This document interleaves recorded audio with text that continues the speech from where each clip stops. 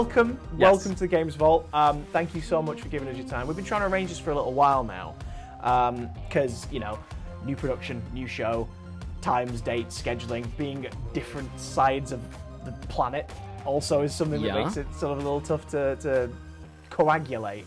But we're here. Definitely, I'm glad to be here. I'm glad to have you here. But here's the thing, you see, it's not too dissimilar from what you set yourself on stream every day. Impossible tasks, seemingly indestructible assignments that are designed to play with your emotions and mess with your head. My very first question, dear sweet DGR, oh patient Dave, is why do you do this to yourself? I have watched so many of your Mario Maker 2 videos, and I'm like, I'm so happy that you succeed, but I just want to hold you and be like, it's going to be all right. You don't have to play this. Why do you do it, man? It's, that is a question that I don't even know if I have a good answer. I've lovingly called myself the Mario Maker garbage man, if you will. I play the levels that other people don't want to play. And, it seems to me people enjoy my content the worse the levels get. And I've just decided, let's go all in on the garbage. I guess that's it, isn't it? You don't necessarily seek out something that's going to frustrate you as a player. You seek a challenge. And that's, being, we're of a similar age. So, like, we remember, the SNES generations, early PlayStation, N64. Games were designed to be as difficult as possible to make it worth the price of buying it in the first place. Correct. When you go back to playing, assuming you managed to fit it in your day, like sort of current generation stuff or less like classic platformer stuff, do you feel like, do you know what, Skyrim's not much of a challenge in this? Well, the thing about Mario is Mario hasn't evolved too much from the NES days to now. It's 2D Mario, run from the left to the right. You have a run button, you have a jump button. That's pretty much it. So I actually still struggle when I switch to games that are like 3-dimensional or, require me to use more than 2 buttons. I can struggle on that because I'm so not used to using all parts of the controller. I'm just used to using basically 2 buttons. It's like, just hold this Xbox controller for a sec. No. Just don't. Yeah, that's how it is. Like what are all these extra buttons on top here? So is it safe to say that, like, obviously you got a lot of love in your heart for Mario, and I have many questions about our little favorite Italian plumber man, but is it safe to say that Nintendo is your system? I would say. I mean, I actually collect video games, and I have a pretty large collection of like Sega Genesis and PlayStation, PS1, PS2, PS3 stuff. Mm-hmm. But yeah, I grew up as a Nintendo gamer. We got a NES console when I was like 3 or 4, and I just fell in love with our mustachioed plumber, and I've had every Nintendo console along the way, and so yeah, I like other consoles, but I'm Nintendo fanboy, I guess you would say. There's definitely kind of a vibe around the Nintendo systems that's unique to that world. I mean, to the point where it's almost a meme to sort of be like, oh, Nintendo, this is the decision you've made this time, or like, of course, give me more of that, give me more. What was the first game then that you really got hooked upon when you were a wee human? Yeah, I mean, that's a great question. We didn't have a lot of games growing up. My parents weren't like super into video games. Like, they had a rule where however long I played video games, I had to read a book for that length of time. So okay, it was yeah. I think it's a fair trade. Developing minds and everything. Yeah, right. I would have sat in front of the TV for hours upon hours, so they want to make sure my brain just didn't melt. But anyways, I mean, we had Mario 1, Mario 3, and Kirby's Adventure. Those are like the ones that I really, really got into as a kid. So yeah, right off the bat, Mario was like the very first game I even remember playing. So platformer through and through from day one. Correct. Yep. That's just what I started with. And, a lot of people that started with Zelda, I Mhm. love Zelda. Zelda's probably my second favorite gaming franchise, but I think it's just because that's what I started out with. I have a very fond love of platformers. Just little aside. I My first sort of proper console was a hand me down from a neighbor, SNES, and like that was my introduction was the Mario All Stars cartridge. Oh So yeah. I feel you like in terms of like being hooked from that young age on that style and that visual style and pacing, Yeah. especially level of difficulty. I mean, Super Mario Yeah, World alone definitely. tested my brain as a child and still as an adult. So when I watch you now, when I watch your stuff now, the first thing that comes to mind, aside from, are you all right, Dave? Like, are you okay? You sure you want to go through this? I get that proper like triumphant rush when you do manage to smash a troll level or a homemade course where someone's tried to really up the difficulty. Is that what keeps bringing you back? I think so. The beautiful thing about Mario Maker is like every time you play it, you get something new. So like I never quite know what kind of level I'm going to be playing until I play it, and there's always something a little bit unique, and it's very rewarding, especially if it's a very hard level or a troll level that really plays with your mind. When you finally beat the level, you just get this sense of relief and accomplishment, and it's great. And I guess that's what keeps me coming back for more. Dark Souls would never. Let's be honest. Like it would never test you that much. Dude, I admire your tenacity so much because I think that's and you can see it from the chatter on YouTube, like going out live to everyone. You have a dedicated audience who are so behind you. You know what I mean? They are there to cheer you on. But maybe no fan quite as big as your lovely wife Amanda. Now, Right. I watched. She sent a question earlier, by the way, which was like, question Oh one: boy. why did you marry me? I'll tell you why, Amanda. I don't even know you personally, but I saw the course that you made for Dave to play, and I'm like, what a wonderful human being. What was that course? For those who don't know, it's a course. It was sort of celebrate like your marriage and your first dates and everything. Mm-hmm. What was it Mm-hmm. like playing that course for the first time? Because we can only sort of see what your face is giving out, but I could hear the butterflies fluttering while you were playing. Right. Well, let me preface it with this. It's a dad joke. I'm a big fan of dad jokes, and one of my favorite dad jokes is they say that marriage is like a three-ring circus. You start off with the engagement ring, and then the wedding ring, and then the suffering. So I think that level was part of the suffering. Uh, Amanda's a very creative person, and she doesn't necessarily play video games all that much, but she loves she loves being part of my streams, and she supported me from day one. There were so many times where I was like, I almost quit doing this, and she's the one that encouraged me to keep going and saying, you're uh, I think you're doing the right thing because of the people that you're meeting. So it was actually really cool that level. When she made that, she made it in secret. I had no idea what she was making. And then when I played it, I didn't know what was going on at first.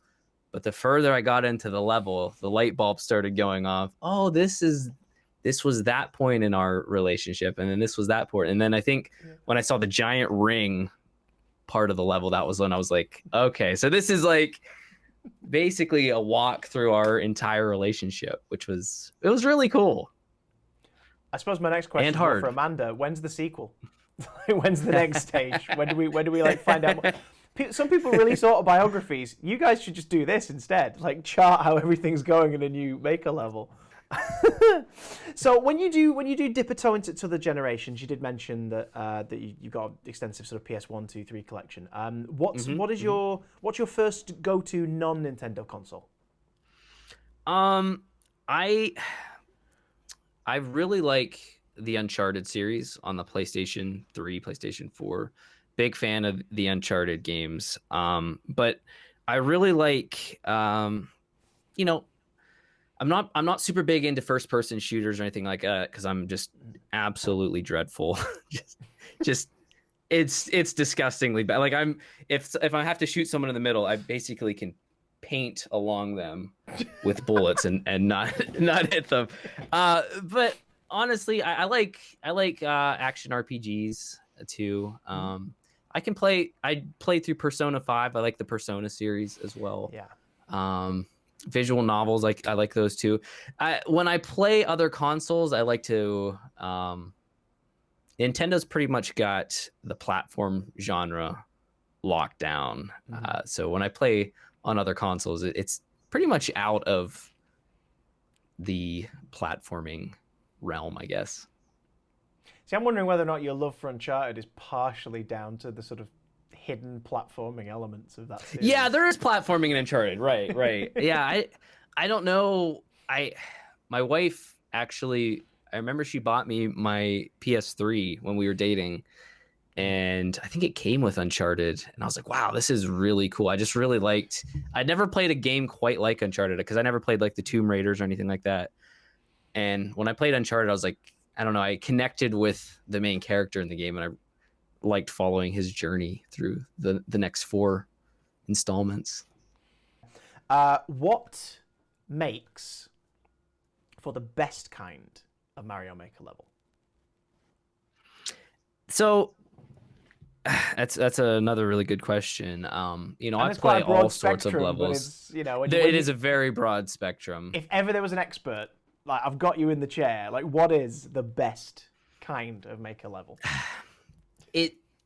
The nice thing about Mario Maker is that there are levels for everybody. Not everyone's going to be a high level player and able to beat some levels that require really technical tricks, like where you throw shells off the wall and jump on them.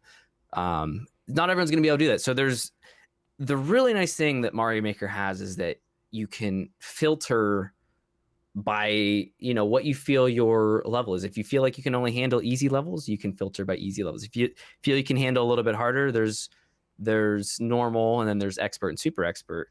For me personally, what I find as a really good level is I like levels that have a good flow to them. Like you can kind of like what makes the original Mario and Mario World and stuff so good is like you could just play and react. You don't have to overthink things, and your thumbs kind of just take over the controller. So I really like levels that, you know, it doesn't require a whole lot of thinking. You can just go through the level and kind of play mindlessly. Those are levels that I find really fun and go back to.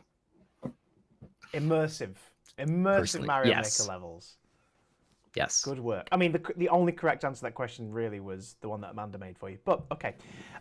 So diving into some viewer questions.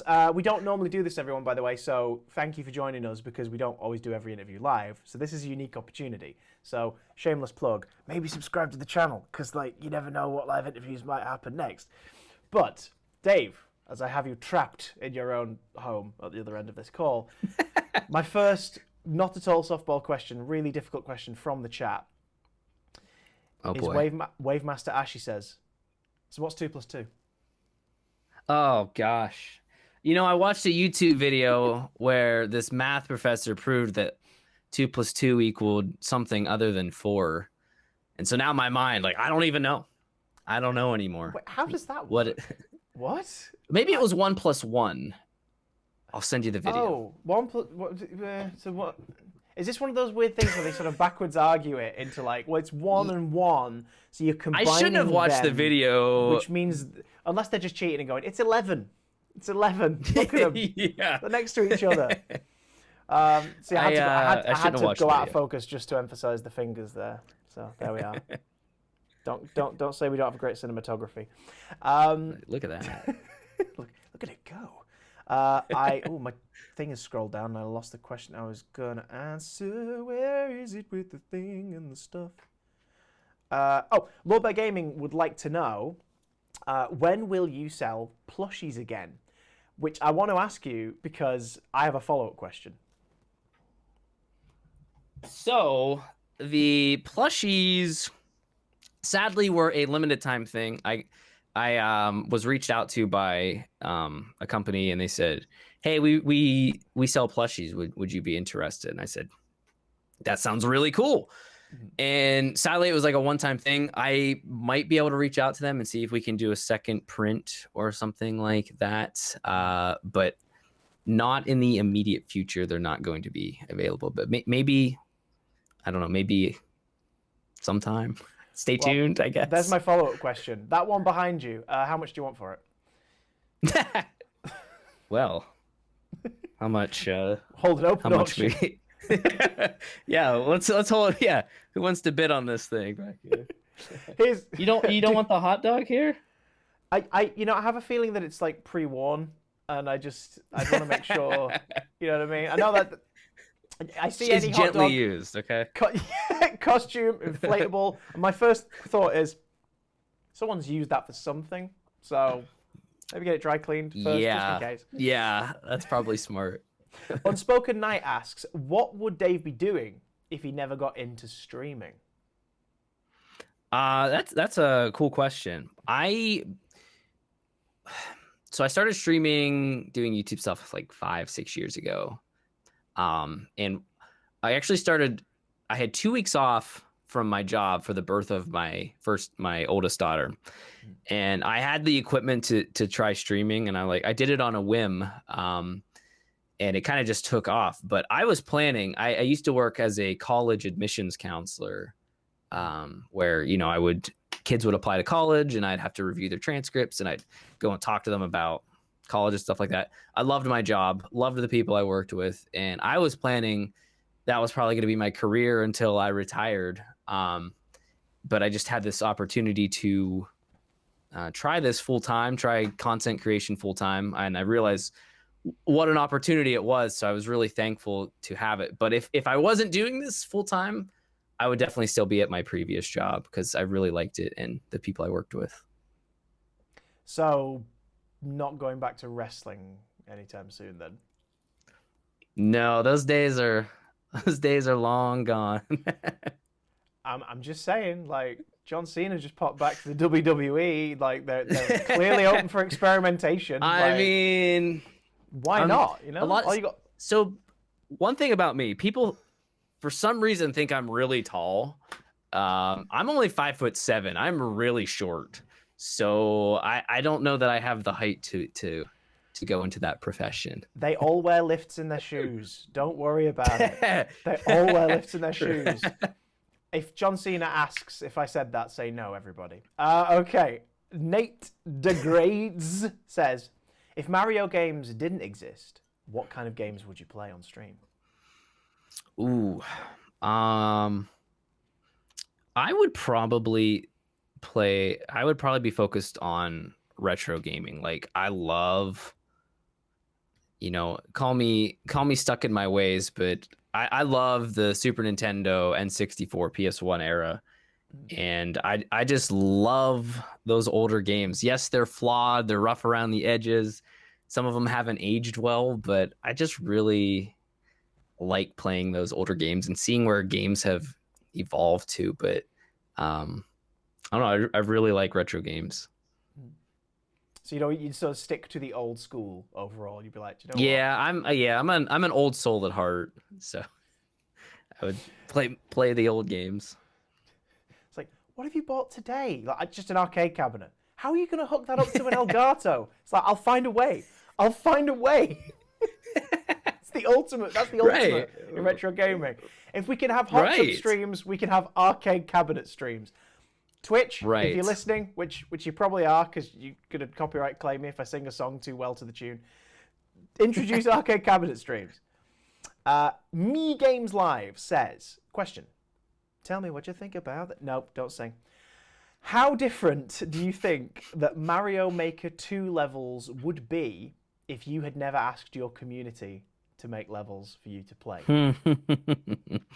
That's a really good question.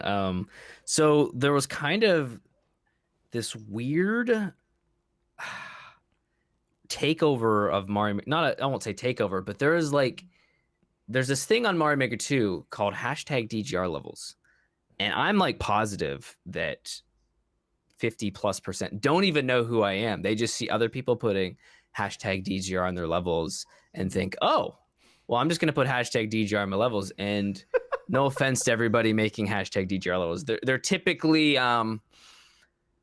they're levels. Yes. They're levels. And they don't have a great reputation. So I think if it wasn't me, someone else would have picked up that mantra. So maybe they would have been dedicated to another creator, but those bad levels are going to find a way to make themselves in the game. They just so happen, most of them, to be dedicated to me. So yeah. It does make you wonder, doesn't it? How many people are out there playing stuff? It does. Why do I keep seeing it? Is this a thing? Is this a category that I'm kind of... Well, anyone who's anybody knows. You know what I mean? The real ones There's know. people that have come out and like, they don't know me, but they have a negative connotation of me just based on the association of my levels. Like, they've never talked to me, they don't know me, but they've played the hashtag DGR levels. And they're like, well, this guy must be a jerk. This guy must be a terrible human being to have all these terrible levels made after him. And I'm like, no, please don't judge me on those. I swear I try to be a decent guy. I'm an upstart citizen. I'm a good guy, honestly. Please, no. Well, we know you are. Exactly. Got it. Which is why I have to ask one question that could cause like next to no controversy. So don't worry about this. This is as softball as they come. This is the last question we'll take from the chat today. Thank you everybody for submitting them. But this is nice and easy. This won't cause any arguments whatsoever. So Trickster asks, who's your favorite Mario character? Ooh. Now, I could ask a follow-up question in terms of like, you know, we just talking strictly the mainline Mario games? Are we talking like this spin-off games? I would say, man.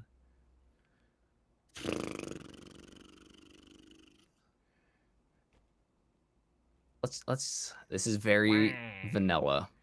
Very Where's that coming from? Where on earth is that coming from? Maybe that isn't my conscious telling me. Yeah, Waluigi.